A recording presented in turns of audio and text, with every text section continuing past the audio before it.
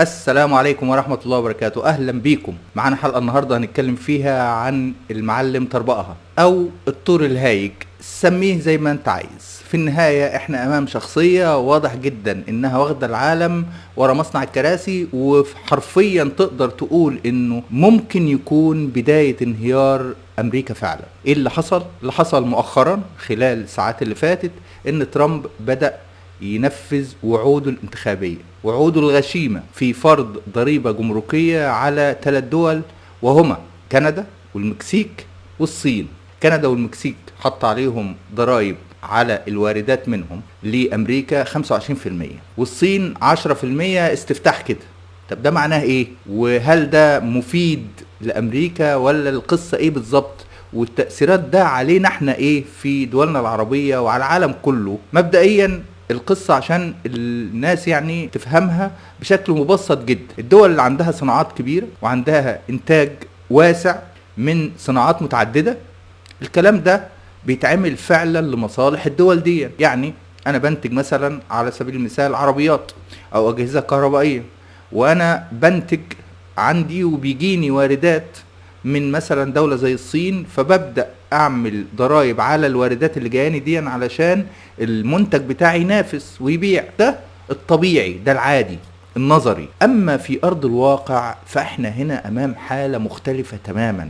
القصة مش هتكون مردودها زي ما بيعتقد البعض من الفريق الصهيوني بتاع ترامب، ومش بالغشم اللي ترامب بيعمله ده. هتقول لي يا عم طب وانت يعني فاهم اكتر من الناس اللي هم بيشوروا على ترامب، المستشارين الاقتصاديين الجامدين. اقول لك ما هو في مستشارين جامدين برضو بتاع الدولة العميقة في امريكا شايفين ان الكلام ده خراب بيوت، وهيكون هو مسمار حرفي في نعش امريكا وبداية انهيار. ازاي؟ لان امريكا خلال الفترات اللي فاتت، السنين اللي فاتت ومن بعد كورونا وحتى الآن بتعاني من تضخم شديد جدا. وأي حد من حتى من إخواننا العرب اللي عايش في أمريكا عارف إن الأسعار زادت جدا على المواطن الأمريكي، زادت بشكل مش طبيعي. وده خلى البنك المركزي أو الفيدرالي الامريكي يبدأ يرفع سعر الفايدة بشكل غير مسبوق قبل كده علشان يلم الفلوس من الناس، فيبدأ التضخم ده يقل شوية، والناس تروح تحط فلوسها في البنك بدل ما تصرفها، ويحصل منافسة على المنتج، فالمنتج يفضل يزيد. كل الكلام ده كان بيتعمل علشان تخفيض الاسعار وتخفيض معدلات التضخم. حلو. ايه اللي حصل؟ اللي حصل دلوقتي ان ترامب بيعمل عكس كل ده، وبيبدأ بحجة انه عايز يخفض الاسعار ويريح المواطنين، حرفيا بيشعل النار تاني في امريكا، نار التضخم الكبير جدا اللي ممكن تخلي ولايات تطالب بالانفصال زي كاليفورنيا اللي بدأت كمان تعيد تاني طلبها بالانفصال، وعايزة تعمل استفتاء في سنة 27 على انفصالها، لانها لوحدها الناتج بتاعها، الناتج القومي المحلي بتاعها حوالي 4 تريليون وشوية، فدي اكبر من دول كتير جدا عندنا. وبالتالي انت امام شخص واضح جدا انه بيضرب الرصاص على صوابع رجليه. طيب الحكايه دي ممكن تعمل ايه؟ اولا بسم الله الرحمن الرحيم كده كندا ردت بالمثل. طيب عشان نشرح الحكايه وعلشان نعرف تاثيرات الكلام ده على امريكا، وندعو الله ان اللي ترامب بيعمله ده يكون احد ادوات عقاب امريكا على موقفها من اهلنا في غزه، وان لعنه غزه هتخلي واحد زي ده يحفر لأمريكا نفسها قبرها، ويبدأ بالفعل يعمل إجراءات غشيمة تخلي أمريكا ترجع تاني، مش زي ما هو بيقول ميك أمريكا جريت أجين والكلام الهكس ده، ترجعها تاني للمساحات اللي كانت قبل الحرب العالمية التانية. طيب مبدئيا عشان برضو نقدر نستوعب الارقام، انا هقول شويه ارقام صعبه شويه عشان تقدر تشوف الصوره بجد. مبدئيا امريكا وارداتها من المكسيك وكندا بس 40% من استهلاكها كله، 40% من استهلاك الامريكان من كندا والمكسيك. تمام؟ اللي حاصل دلوقتي ان انت هتحط 25% على الكلام ده، على البضائع دي اللي هي 40% من استهلاك المواطنين الامريكيين. حلو، يعني اي حاجه هتستهلكها $10 هتكون ب12.5 تاني يوم، اللي هو النهارده بقت خلاص ب12.5، وبالتالي 1000 هتكون ب1250 وهكذا. ده للسلع اللي بتمثل 40% من استهلاك المواطنين الامريكيين. طيب هل انت عندك مثلا صناعه تسد ال 40% ده كله؟ هل انت عندك صناعات محتاج النهاردة تخليها تعوض اللي انت هتمنعه ده وهتغليه ده وهتنزلها ارخص؟ لا، اغلب مصانع امريكا وشركات امريكا شغاله بره. عشرات الالاف من الشركات والمصانع الامريكيه شغاله في عدد كبير جدا من الدول زي الصين وزي الهند وغيرها. وبما اننا جبنا ست الصين، فالصين هي كمان هترد باجراءات عقابيه اولا على الواردات اللي جايه من امريكا. يعني امريكا الصادرات اللي بتصدرها للصين اللي بتمثل في حدود ال 165 مليار دولار، هتحط عليها كمان الصين 10% زي ما امريكا عملت وحطت 10% على اللي جاي من الصين. الكلام ده هيخلي المواطنين في الصين، وده سوق كبير كبير جدا، هيبدأوا خلاص يشوفوا لهم بديل عن المنتج الامريكي. وبالتالي الصين عندها بقى صناعة وارخص فتقدر تعوض، لكن امريكا ما عندهاش. امريكا ما عندهاش الصناعات ومش هي مصنع العالم زي الصين مثلا. وبالتالي انت النهاردة امام اجراء هيضرب في وش الامريكان كلهم، ومش هيعرف حتى بعدين يصلحوا، لان الاجراءات ممكن تعمل من الدول التانية مش هتبقى سهل ان هي تتراجع فيها. الصين النهاردة مش بس هتفرض 10% على الواردات من امريكا، لا ده كمان هتفرض عقوبات على الشركات اللي موجودة جواها. زي ايه الشركات دي؟ زي مثلا ابل دي كام قيمتها السوقية النهاردة؟ 3 تريليون و4 من عشرة. بتصنع فين؟ في الاصل في الصين، وطبعا عندها مصانع في الهند، لكن الاساس الصين. تسلا تريليون وربع في الصين. انفيديا اللي هي النهاردة 3 تريليون و100 بعد ما خسرت 600 مليار في 48 ساعة بسبب الصين برضو. فالنهاردة المصانع دي كلها موجودة في مصنع العالم في الصين، وجزء منها موجود في الهند وغيره من الدول التانية. وبالتالي انت النهاردة بتفرض ضريبة على الواردات من دول لو كحت في وشك هتوقع لك الاقتصاد. وده اللي ممكن يحصل من كندا والمكسيك والصين. الثلاثي ده لو اتفق على امريكا، يا جماعة تخيلوا مثلا شركة صغيرة اللي هي بتاع الذكاء الاصطناعي اللي هي ديب سيك، ووراها شركة تانية بتاع علي بابا اللي هي كوين 2.5 النموذج الجديد. شركة ديب سيك بس خسرت الامريكان 2 تريليون في اقل من يومين 3. فما بالك ان دول تتحرك وترد الغشم اللي عمله ترامب. نتيجة العبط اللي عمله ترامب ده في وضع الضريبة على الواردات من الثلاث دول دول، مباشرة ارتفاع معدلات التضخم بشكل كبير جدا في امريكا خلال الفترة الجاية. الكلام ده هيعمل زي ما قلت مشاكل داخلية كبيرة، وهتبدأ امريكا تغلي من جوه ويضربوا ببعض. هنشوف الكلام ده قريب، لان النهاردة في تصريحات رسمية من كندا بانهم طبقوا بالمثل ضريبة 25% على الواردات من امريكا. طيب امريكا بتستقبل بضائع في واردات من الصين بحوالي 560 مليار دولار، وبتصدر ب 165 مليار دولار. طب هي كده، ما اي واحد هيقول لك طب ما هو ممكن الكلام ده لما يفرضوا على البضائع اللي جايه من الصين فيبدا يعلي شويه من الانكم، الفلوس اللي داخله للبلد، وبالتالي هتعوض دي وبتاع. الكلام ده يا جماعه على ارض الواقع مش حقيقي. الكلام ده لما يبقى في النهايه خالص انت عندك بدايل تقدر تغطي اللي انت بتعمله، لان انت ما عندكش البديل عن ال 560 مليار اللي انت بتجيبهم كبضايع من الصين. عشان تيجي تنتج نفس البضائع دي عندك في امريكا تكلفة الانتاج نفسها هتكون عالية جدا.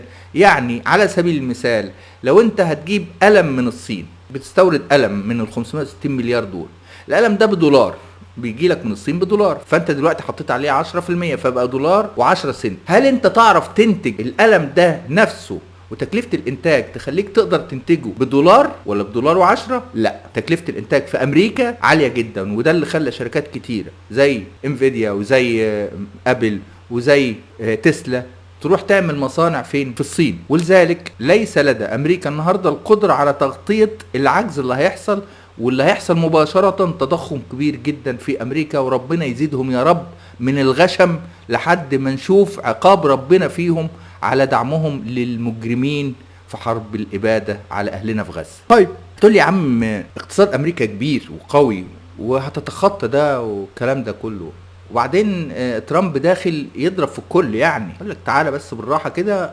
ونشوف ايه الحكاية وممكن تروح لحد فين. ترامب الاساس بتاع الموضوع كله هو شعار الانتخابي الرئيسي ميك امريكا جريت اجين. الله، تسقيفة يا ابني، حد واخد منها حاجة؟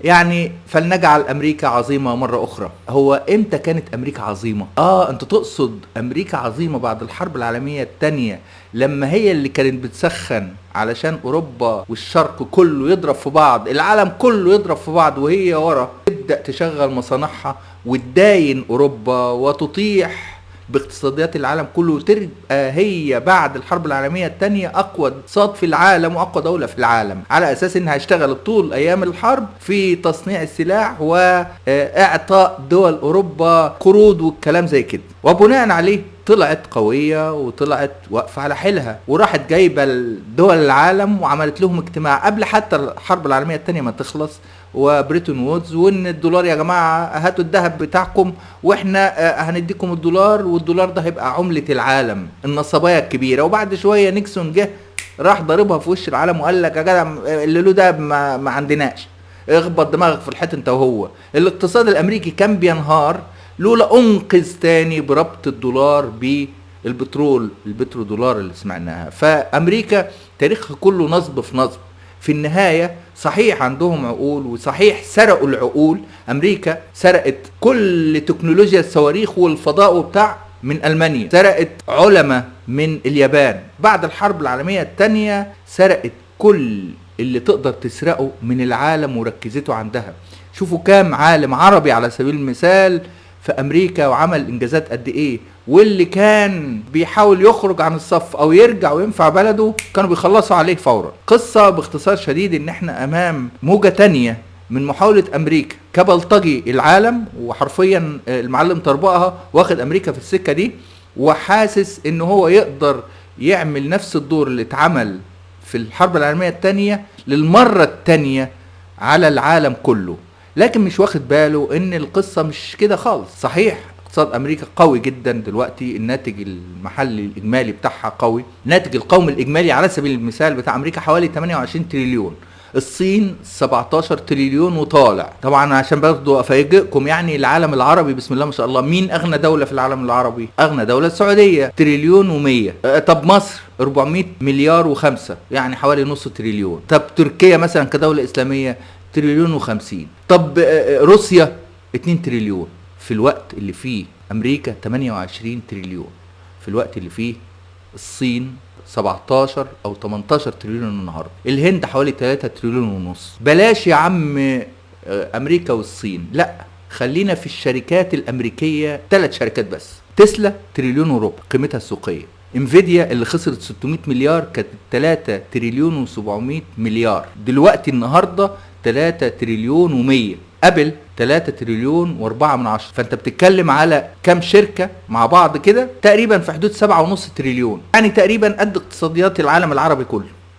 حلو، فاحنا مش بنقول اللي بيحصل ده في امريكا على اساس ان احنا جامدين قوي، لا احنا مش جامدين قوي، احنا محتاجين ان احنا نشتغل على نفسنا ونبقى دول فعلا ارقام صعبة في العالم، وإلا هنفضل ملطشة لدول العالم كله. طيب نرجع تاني لامريكا.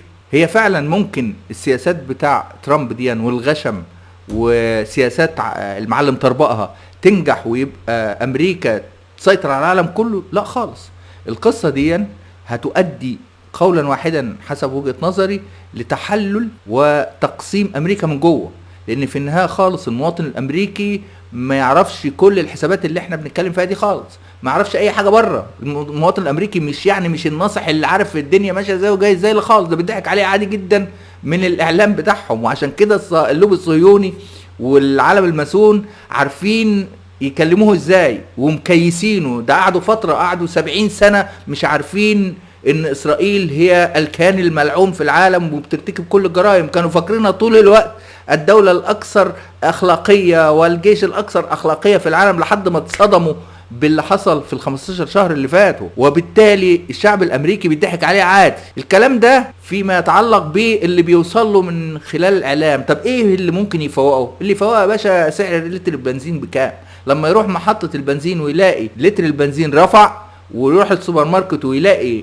كيلو الحليب مثلا رفع، او اي سلعة هو بيشتريها امبارح بسعر رفعت النهاردة، هيبدأ يقول لك ملعون ابو ترامب، الابو اللي جابه ترامب. لدرجة ان فيه ولايات زي تكساس وكاليفورنيا ولايات تانية هي اصلا عندها ثروات كتيرة جدا وغنية جدا، عايشين زيهم زي اقل من ولايات تانية. حكاية الحريق اللي حصل في كاليفورنيا مؤخرا خلى الناس بتقول يا عم احنا اغنى ولاية في الولايات دي كلها، ومع كل ده مفيش اي امكانيات، مفيش اي تعويضات حقيقية حصلنا عليها، في الوقت اللي ثرواتنا كلها بتروح لناس ملهاش، اللي هم الولايات التانية، يعني سكان الولايات التانية. واكتر من كده بتدفعوا كمان فلوسنا عشان تدوا سلاح لكيان مجرم زي ده. فيه طلبات فعلا بدأت تتحرك، وحاكم ولاية كاليفورنيا بدأ يحرك اجراءات سياسية بحيث ان يحصل استفتاء زي ما قلت في سنة 27 على انفصال كاليفورنيا. هل ده هيتم ولا لا؟ الله اعلم،